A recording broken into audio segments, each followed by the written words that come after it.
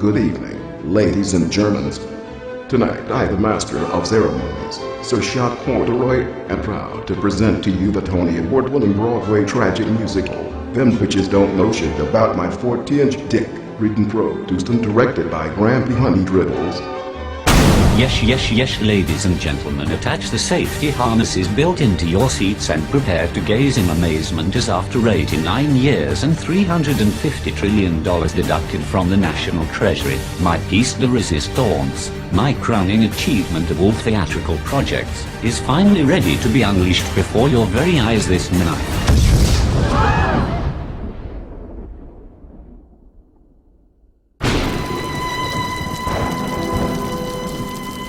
Alas, woe is me, for hysterically undersized is my cock. It is not even perceivable to an insect's eyes when solid as a rock. For how much longer must I endure such unrelenting humility, along with the fact that the non-existent size renders me without fertility?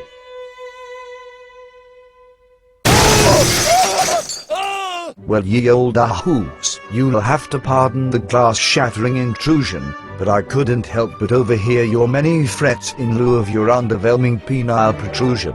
The Dingleberry Fairy's my name, and artificially enlarging one's trouser trombone, well, I must proclaim, that is indeed my game.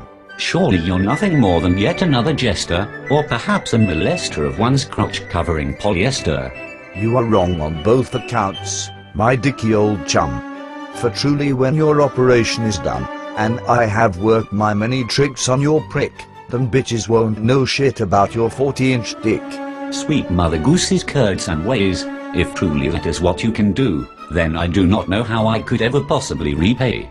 Worry not about the monetary compensation, and instead, focus all attention to your phallic elongation, for as we speak my magic is at work, and in less than 12 hours, you will be free to shirk your newly enlarged gurk.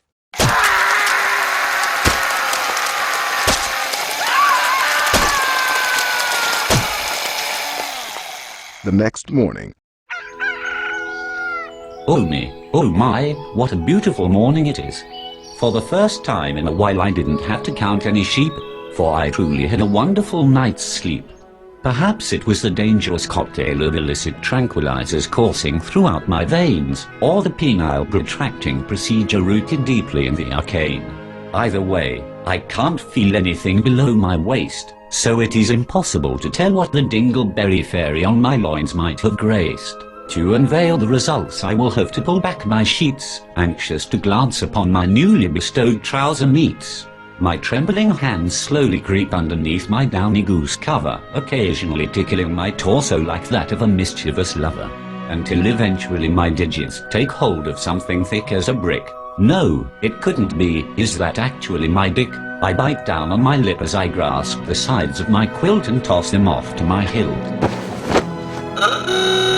Oh, it's everything that I've always dreamed of. From tip to toe and hip to hip, across my sternum and over my nips. My worries are spirited away by my newfound wang's wealth. 40 inches long, that is, in breadth. Oh, yes, shoo, yes, shoo, yes, shoo. And it even works right proper too. How very Jim Dandy on the old loo. And even though it appears that Fairy has cut out and purloined all of my vital organs, I'm quite content with my dangly parts no longer feeling like orphans. And with that said, I do believe I shall set off to town, so as to come 110 buckets and hopefully cause all passers-by to instantaneously drown. Strutting down the avenue with nary a worry in my fluttering heart, I arrive upon the town square, the sheer jollity of it all causing me to expel a small but horrendously malodorous fart. The puckered-faced people clear a path in my oh-so-stenchful way, as I begin working at my belt buckle to unleash my carnal cudgel for some perverted play. However, right as I'm just about to extract my prodigious protuberance from down under, I am accosted by an antagonistic associate from many a year yonder. Fee, fi, fo, foul. I sense somewhere in the vicinity the microscopic penis of an Englishman. Finally my defining moment in life had arrived, A strapping chance to cock-slap a torturous tormentor onto his backside. So tell me, my dearest lifelong chum, does it take a magnifying glass and a couple of toothpicks to make you come? Using a mystical technique taught to me by an African shaman many a year back, I am able to channel all of my undiluted rage straight into my big marvelous Mac. You know your pecker's small when it is trumped in size by its neighboring lice, though on the upside, I do suppose you'd have no problem whatsoever sexually pleasuring female pygmy mice. Yes, fine denizens, gather round to see firsthand a man fallibly separated from his own crown. I have varit känd från vet distans ända gotta säga illa gick justile. I'm a forgotten Swedish businessman. How about coming to work for me for a while? Vet your begdek and lust for blood. Will corner the toilet paper market and leave the competition behind in the mud. Oh, happy day.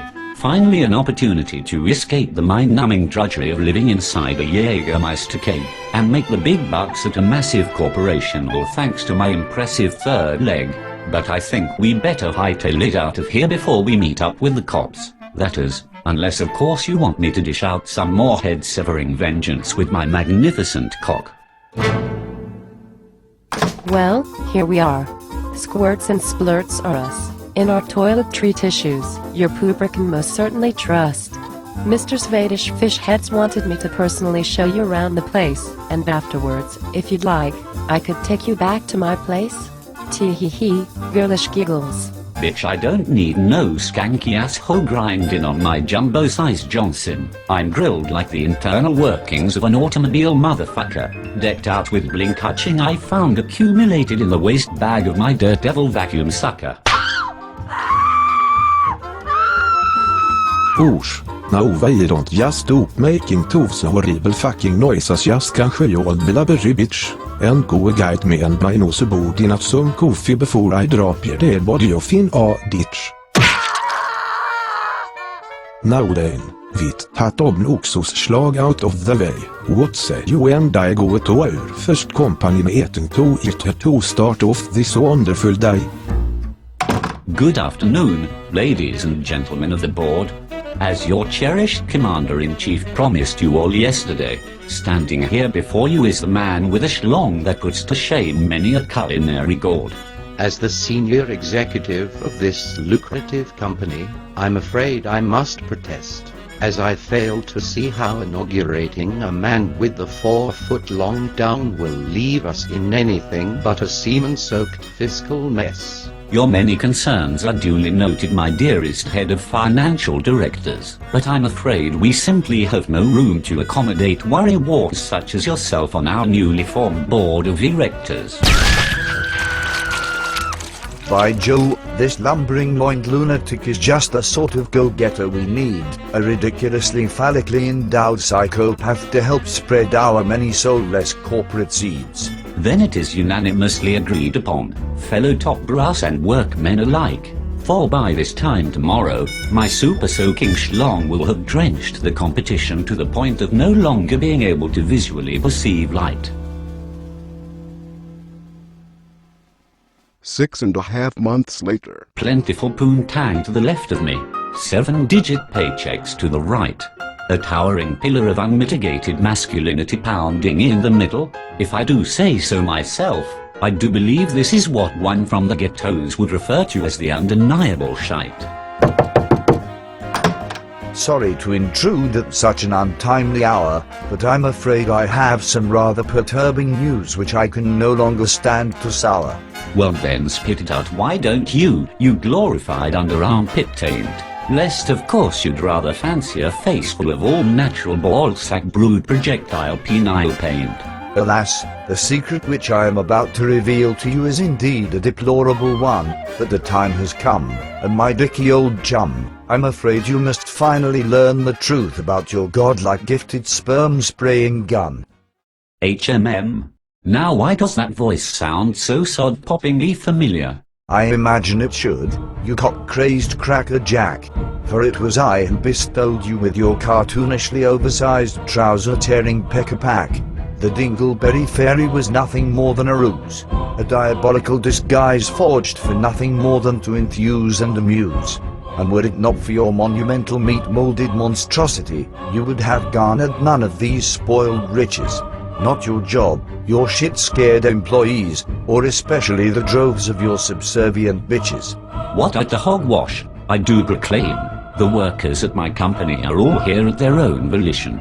That is, unless of course they want to be dragged kicking and screaming into a back alley and phallically forced into a doggy-style position. Oh my poor deluded disciple, you still don't get it, do you? You didn't honestly think your wonking willy came with absolutely no price? For my dearest graying hams, I'm afraid I've come here today to claim your splooge-splurting soul as my eternally tormentable prize. Oh God, no. It can't be true. It just can't be.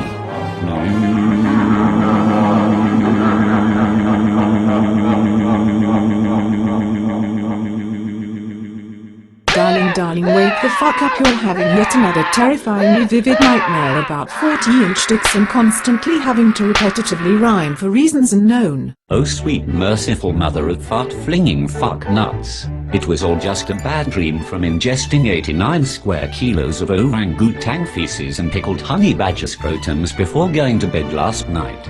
Thank heavens I'm back safe and sound in my menial go-nowhere life with a tic-tac penis and a horribly dysfunctional and emotionally scarring relationship with a manic-depressive schizoholic she-bitch, whom constantly finds it necessary to remind me of all my shortcomings in life and drives me to guzzle windshield wiper fluid every night whilst smashing old family photo albums over my balding head and unleashing a typhoon of incoherent onomatopoeias which sound more like something a crazed water buffalo in heat would scream while being mounted by a confused and geriatric hyena who suffers from severe glaucoma and quickly learns just how unfair Mother Nature truly is when said buffalo spins around and crushes him underneath her distended vagina.